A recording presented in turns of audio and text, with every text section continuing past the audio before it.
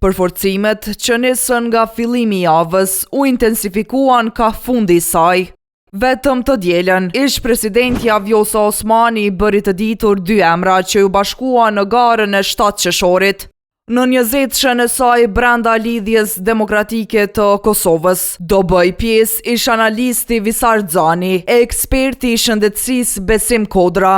Kjo krahas 6 emrave të tjerë që Osmani i publikoi si prurje të reja në garën për deputet. Një analist politik vlerëson se këto aderime do të luajnë rol në performancën zgjedhore.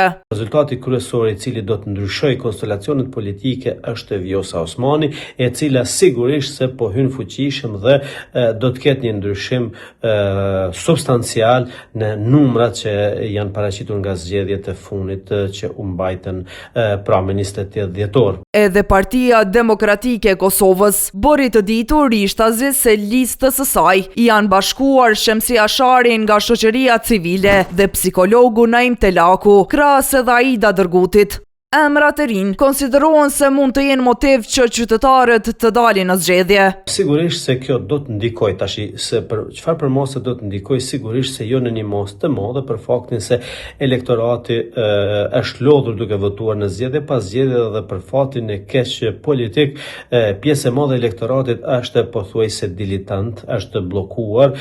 Freski pati edhe lista aleancës për ardhmërinë e Kosovës, që u përforcua me veteranin Agron Kajtazi, teksa lëvizje për emra të rinj akoma nuk patin nga vetvendosje.